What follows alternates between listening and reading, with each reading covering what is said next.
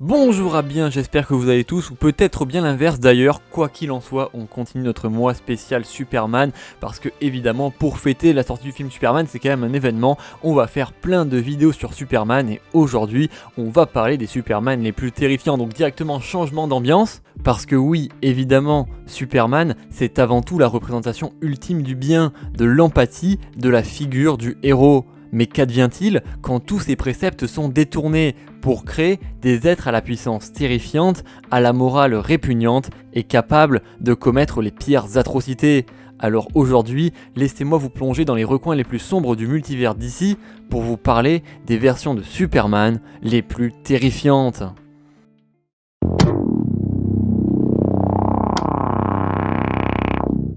Mais comme d'habitude, avant de commencer la vidéo, n'hésitez pas à regarder la description rapidement, vous avez 15 € offerts sur Whatnot si vous cliquez sur mon lien en vous inscrivant. Vous avez aussi le lien vers Eurocomics Raid et le lien vers les lives sur Vote, donc n'hésitez pas à faire un petit tour en description. Et sur ce, commençons directement avec un Superman alternatif et pas des moindres, puisqu'on commence directement avec le Superman nazi, à savoir Overman. Bon, et pour le coup, pour une fois, vous m'en voudrez pas de faire ma propre pub, parce que là la monétisation va sauter directement, puisque Overman a été éduqué directement par Adolf Hitler, voilà, qui est son papa. Donc là la monétisation, c'est sûr qu'elle est foutue.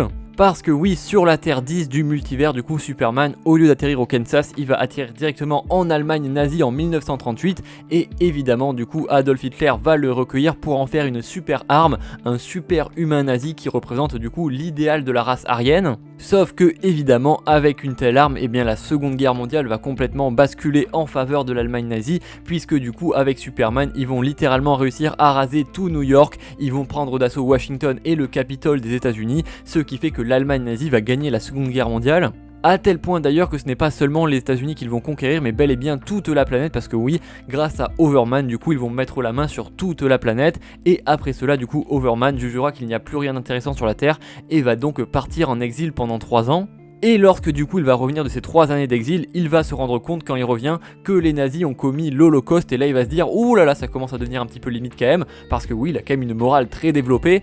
Non, c'est faux évidemment, mais il va quand même commencer à développer des doutes sur les agissements du parti nazi, et pour pallier à cela, les nazis vont renforcer l'emprise psychologique qu'ils ont sur Overman, et ce qu'ils vont faire, c'est qu'ils vont donc créer un clone de Overman, un clone féminin qu'ils vont appeler Overgirl, c'est donc la version nazie de Supergirl, et ça va vraiment faire kiffer Overman qui lui a l'impression d'avoir un nouveau membre dans sa famille, et donc du coup il va fermer les yeux sur les agissements des nazis, dont l'Holocauste par exemple. Et en plus de ça, les nazis vont aussi lui donner une femme qu'ils vont rajeunir artificiellement, parce qu'évidemment lui ne vieillit pas, donc il faut que sa femme aussi ne vieillisse pas, et grâce à un sérum du coup de jeunesse éternelle, ils vont rajeunir artificiellement cette personne tout le temps, sauf que du coup elle va tomber évidemment en dépression très rapidement, puisqu'en plus lui c'est un psychopathe. Mais c'est pas grave pour eux, ils en ont rien à foutre, puisque tant qu'Overman reste un nazi, eh bien tout va bien. D'autant que malgré les quelques doutes sur son parti, Overman ça reste vraiment une sacrée grosse merde, puisque effectivement il va se rendre coupable de nombreux crimes de guerre, notamment au hasard, je sais pas, peut-être le fait d'avoir rasé plusieurs villes et massacré des millions de personnes, je sais pas.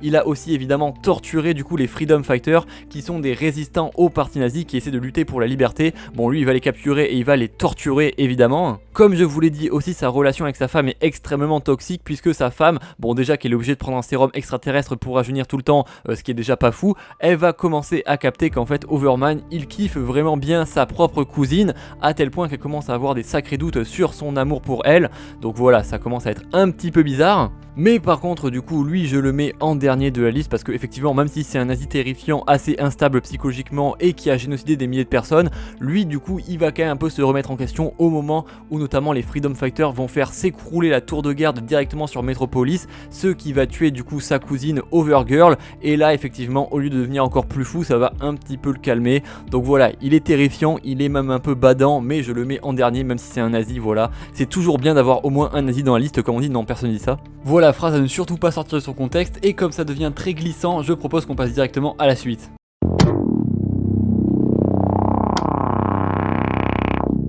Superboy Prime, le Superman, le Kal-El de la Earth Prime, un des personnages les plus tragiques et les plus instables du multivers d'ici, un héros qui deviendra d'ailleurs l'un des pires fléaux cosmiques de tout le multivers.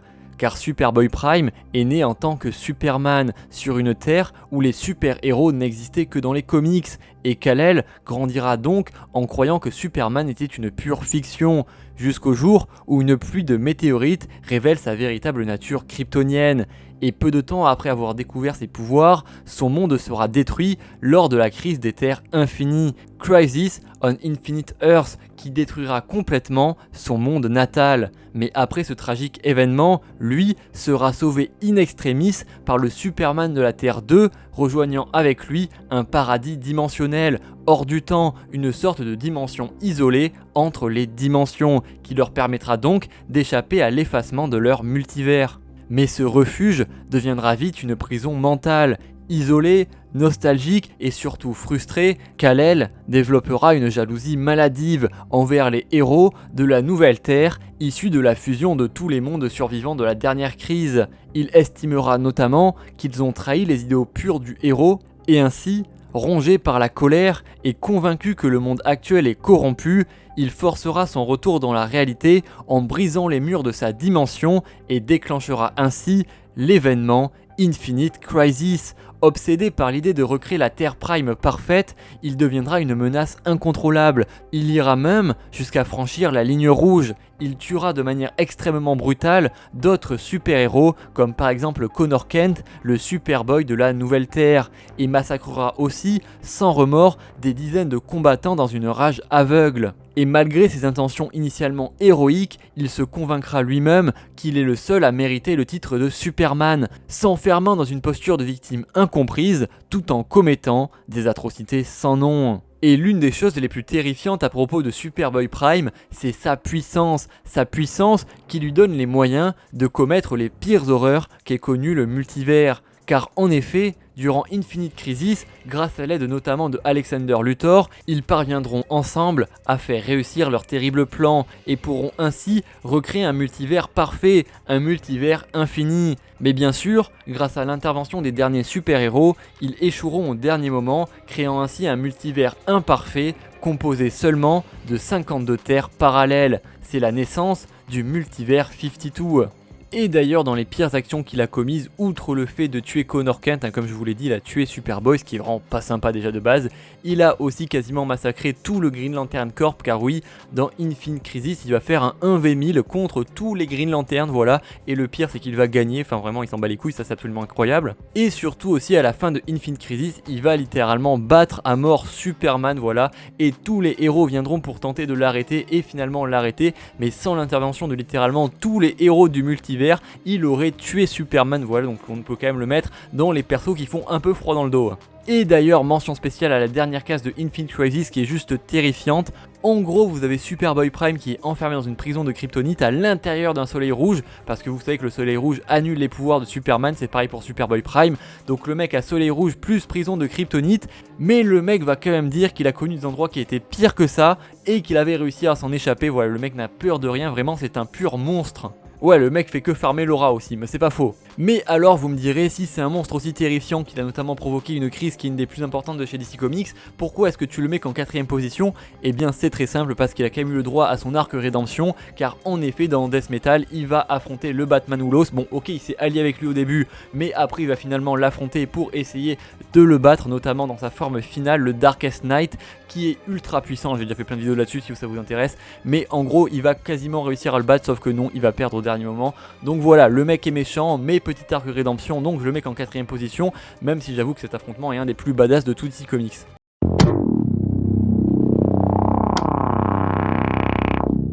Et pour ce troisième Superman le plus terrifiant, on va parler du Superman normal de la Terre principale, mais dans sa version Black Kryptonite, donc sous la kryptonite noire. Car en effet, c'est notamment dans le run Superman Batman, qui est un run que j'adore, vraiment je suis ultra fan de ce run, que Batman va se dire que c'est une bonne idée de tester toutes les versions de la kryptonite sur Superman. Alors est-ce que c'est une bonne idée? J'en suis pas si sûr, mais au moins ça permet de prévoir les futurs problèmes que peut avoir Superman. Ils vont donc tester toutes les couleurs de kryptonite. D'ailleurs n'hésitez pas à me dire si vous voulez une vidéo sur toutes les couleurs de kryptonite, pourquoi pas, voilà, vidéo tard 2012 finalement. Mais en tout cas, la kryptonite noire va avoir un effet absolument dévastateur, car en effet la kryptonite noire rend complètement fou Superman. Voilà, il a plus aucune notion du bien et du mal, de la morale ou pas, vraiment, il devient complètement fou et est donc capable de commettre les pires atrocités possibles. Et vraiment les effets de la kryptonite noire sont juste surpuissants, on le verra notamment dans All Star Superman numéro 4, dans lequel on verra les effets dévastateurs de la kryptonite noire, puisque malgré le fait qu'un tout petit échantillon de kryptonite noire soit contenu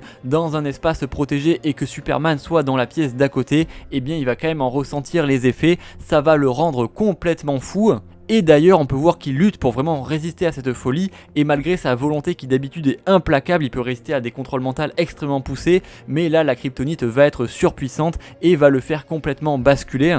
Puisque en effet il va dire que ça le rend mauvais et que pire que ça en fait il commence à aimer le fait d'être mauvais et va même se mettre à tirer des rayons laser sur un de ses amis. Donc voilà, c'est extrêmement dangereux d'avoir un Superman hors de contrôle évidemment. Sauf que évidemment All Star Superman c'est un comics de gentil, voilà on est sur la part héroïque de Superman et donc évidemment ça va pas trop loin, la kryptonite noire est juste là pour faire un test sur Superman, mais évidemment elle peut avoir des effets bien plus terrifiants et là je pèse mes mots parce que vous le savez mais c'est notamment le Batman Who qui va utiliser cette terrible version de la kryptonite. Et ça bien sûr on l'apprendra dans l'origin story du Batman Who le Batman de la Terre -22 qui est donc une Terre située dans le Dark Multivers et une Terre du coup dans laquelle Batman va littéralement péter un câble.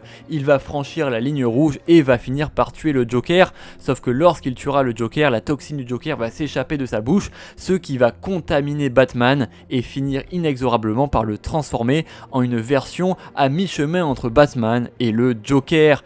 Et ainsi, la folie dévastatrice du Joker va s'emparer de Batman qui finira même par mitrailler tous ses alliés dans la Batcave après leur avoir tendu un piège terrible. C'est vraiment une version absolument horrifique de Batman qui ira même jusqu'à donc tuer Superman. Et pour ça, il va faire quelque chose d'encore plus malsain. Puisque oui, avant de tuer Superman, il va d'abord se servir de la kryptonite noire afin de rendre fou l'homme d'acier pour qu'il tue toute la Justice League. Comme ça il a pas à le faire, et ouais le mec est smart. Non, plus sérieusement, le Batman Who avait véritablement tout prévu, puisque en effet, il avait déjà testé et expérimenté les effets de la kryptonite noire, notamment sur Supergirl, sur laquelle il avait donc testé cette version de la kryptonite, ce qui l'avait poussé à se suicider. Et ainsi, Superman sera alors le dernier super-héros de la Terre -22 et cherchera donc à tout prix à protéger sa femme et son fils. Et c'est là que le Batman Who va faire l'une des choses les plus terrifiantes des comics modernes. Il va utiliser un énorme fragment de kryptonite noire qu'il va lancer sur Superman, ce qui va le rendre complètement fou et le pousser à massacrer sa propre famille, ce qui fera évidemment énormément rigoler le Batman Who Oui, en effet, on est sur une version de Superman qui massacre sa propre famille. Ouais, c'est commence à être assez technique. Est-ce qu'on peut faire mieux? Évidemment qu'on peut faire mieux.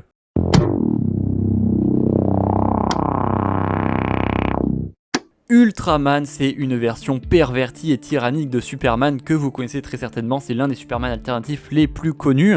Et lui, c'est vraiment une horreur sans nom, c'est le Superman du coup de la Terre 3, et comme le Superman classique, il est originaire de Krypton, sauf que dans cette version, Krypton c'est une planète corrompue, décadente et rongée par la cruauté, et du coup son père qui est tout aussi corrompu. Et du coup son père qui est tout aussi corrompu va lui inculquer des valeurs plus ou moins douteuses.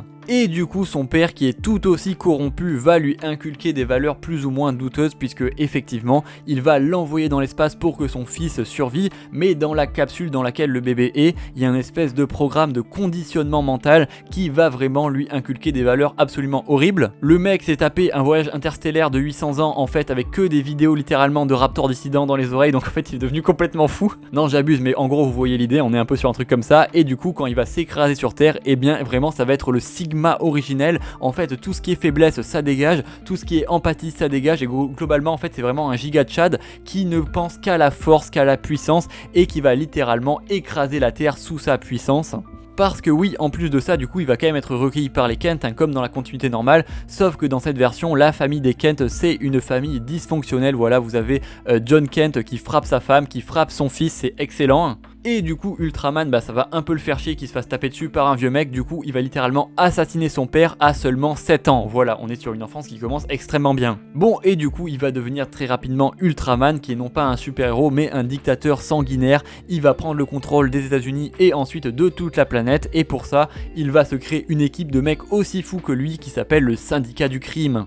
Le syndicat du crime qui bien sûr est une version corrompue de la Justice League, vous avez que des psychopathes à l'intérieur et ensemble ils vont prendre le contrôle de toute la planète entière, sauf que la planète c'était pas assez, ils vont aussi s'attaquer aux autres planètes puisque vous le savez mais dans l'excellent crossover du coup de Jeff Jones Justice League, et bien vous avez le syndicat du crime qui arrive sur la planète Terre principale, du coup sur la Terre numéro 1. Et ça va créer un des événements les plus emblématiques de chez DC Comics, à savoir Forever Evil, qu'on appelle en français du coup le règne du mal. Parce que oui, quand Ultraman et ses copains ils vont débarquer sur Terre, en fait ils sont tellement violents et tellement impitoyables que les super-héros vont se faire exploser la tronche et du coup la planète va être contrôlée par le syndicat du crime. Bon, et après vous commencez à comprendre le principe de la vidéo, on est sur un perso qui fait globalement que les pires moves, hein. Bon déjà il a tué son père, c'est pas très sympa, il a asservi plusieurs planètes, c'est pas très sympa, il a tué des millions de civils, pareil, c'est pas très sympa. En plus de ça, il a une relation extrêmement toxique avec sa femme Superwoman, sa femme d'ailleurs qui lui fera du chantage émotionnel en lui disant qu'elle est enceinte de lui pour ne pas se faire tabasser. Bon déjà on est sur une relation qui est un peu bizarre, et le pire c'est qu'elle est même pas enceinte de lui mais de son autre coéquipier Nighthawk, du coup l'équivalent de Batman. Enfin vraiment c'est que des trucs horribles. Et ensuite c'est moins connu, mais après l'événement du coup Forever Evil, il fera d'autres dingueries, donc il va notamment s'allier à Perpetua qui voulait détruire le multivers. Donc alors pourquoi est-ce qu'il veut détruire le multivers on sait pas, mais il est tellement méchant que ça le dérange pas spécialement. Et il fera aussi la chasse au Superman puisque ensuite il va avoir un appareil qui lui permet de voyager dans le multivers et du coup il va se rendre de terre en terre pour tuer d'autres Superman gratuitement, voilà. Bon écoutez, c'est vraiment un fils de pute fini, mais c'est comme ça. Et pour finir, petite différence avec les autres Superman, lui, ses pouvoirs viennent de la kryptonite, donc il est obligé de sniffer de la kryptonite, ça le rend extrêmement badass, vraiment je trouve ça ultra stylé. Hein. Et bien sûr, ses pouvoirs étant à base de kryptonite, et bien ça lui donne un avantage sur les autres Superman, ce qui le rend encore plus terrifiant puisque évidemment, ça lui permet de chasser et de tuer d'autres versions de Superman.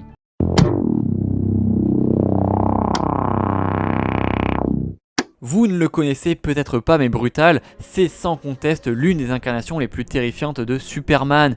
Et contrairement d'ailleurs aux autres Superman, lui n'est pas né sur Krypton, il est né dans les laboratoires terrifiants de Darkseid, car Brutal est en réalité un clone déformé de Kal-El, modelé comme une arme afin de contrôler l'univers lui-même. Mais contrairement aux autres clones de Superman, comme Bizarro par exemple, qui n'est qu'un simple reflet maladroit de l'homme d'acier, Brutal lui possède tous les souvenirs de Superman, et notamment son enfance chez les Kent, qui lui ont inculqué la bonté, la gentillesse et l'empathie. Sauf que ces souvenirs, pour Brutal, sonnent vides, ils sonnent creux, et pire que ça, ils sonnent faux. Et bien sûr, Brutal, en tant que bon fidèle de Darkseid, va directement tenter d'envahir la Terre. Sauf que pour lui, ce ne sera que de la rigolade. Les héros de la Terre 2 ne font absolument pas le poids. Et même des héros extrêmement puissants comme Dr. Fate se feront littéralement exploser par la violence sans pareil de cet ennemi. Ah mais vraiment c'est n'importe quoi, il a littéralement marché sur Dr. Fate et c'est pas une expression, il lui a littéralement marché dessus. Mais on est où là ? Un autre truc aussi avec ce personnage, c'est qu'il est complètement imprévisible, complètement instable. Il va par exemple laisser en vie les super-héros de la Terre 2 parce que bah c'est pas une menace et qu'il vraiment il s'en bat les couilles. Par contre, il va littéralement tuer Steppenwolf, qui est littéralement un des alliés les plus proches de Darkseid parce qu'il commençait à prendre un peu trop de place. Donc voilà, le mec tue ses alliés, ne tue pas ses ennemis. Franchement, il est littéralement imprévisible et ça c'est vraiment terrifiant. Niveau puissance, pareil, il a de quoi faire extrêmement peur. Déjà, il bat Dr. Fate qui est censé être un magicien et donc la magie est censée être la faiblesse de Superman. Bon, lui, comme je vous ai dit, il lui a littéralement marché dessus donc c'est pas trop son problème. Pareil, un niveau puissance, il a aussi rattrapé Flash, voilà, il l'a chopé par le pied, enfin, mais laisse tomber quoi, le mec est littéralement inarrêtable. Non mais vraiment, ce comic, c'est un niveau de disrespect absolument énorme. Il y a une case où en gros, il a 3 membres de la Justice League comme ça qu'il a chopé sur les côtés, tu vois, il les prend, il vole avec. Ah vraiment, c'est terrible, hein, il les respecte pas du tout. Dans les trucs pas très sympas qu'il a fait, il y a aussi quand même le moment assez marrant où il a pris l'obélisque de Washington pour l'enfoncer directement sur la Maison Blanche. Bon voilà, perte civile estimée, je sais pas, mais ça va faire quand même beaucoup. Et ensuite, après ça, il s'est donc proclamé leader de la Terre, évidemment, et il a commencé à détruire la Terre avec l'énergie de Apocalypse, ce qui fait qu'il a brûlé une partie de la Terre, détruit des centaines de villes, et ça a fait plusieurs millions de morts, c'est marqué dans le comics, hein, voilà. Donc vraiment, c'est un ennemi qui est absolument terrifiant et qui vraiment n'a aucune putain de limite. Bon, et après je vais m'arrêter là, je vais pas vous spoiler tout le comics Earth 2 parce que du coup il a conquis l'entièreté de la Terre, voilà, il a transformé la Terre en apocalypse, il a amené tous les paradémons, enfin vraiment c'est un bordel sans nom, c'est un des persos les plus terrifiants, surtout sur une des terres les plus faibles parce qu'effectivement sur Earth 2 tous les super-héros sont assez jeunes et du coup ils se sont littéralement fait oblitérer par Brutal. Et en plus, Earth 2 c'est vraiment un très bon comics, donc j'ai pas envie de vous le spoiler, je vous laisse sur votre fin, n'hésitez pas à me dire si vous voulez une vidéo sur Earth 2 parce que j'aimerais bien faire une grosse vidéo sur toute l'histoire de cette planète qui est vraiment excellente, il y a des super-héros extrêmement attachants, vraiment qu'on n'a pas l'habitude de voir, donc n'hésitez pas, c'était vraiment un excellent comic, je vous le conseille à 100%. En tout cas, merci à tous d'avoir suivi la vidéo, comme d'habitude j'espère qu'elle vous aura plu, n'hésitez pas à liker, partager et vous abonner, c'est ce qui fait vivre la chaîne. N'hésitez pas aussi comme d'habitude à checker la description, vous avez les liens vers Whatnot, si vous vous inscrivez avec mon lien d'inscription vous avez 15 € offerts, vous avez les liens vers Vote et Comics Raid comme d'habitude évidemment, le lien vers les serveurs Discord, blablabla comme d'habitude. Désolé je speed un peu, j'ai d'autres trucs à faire, voilà, est-ce que les comics vont se grader tout seuls? Je ne pense pas, donc voilà, j'ai beaucoup de commandes, donc voilà, je vous dis à très vite et moi je m'en vais travailler.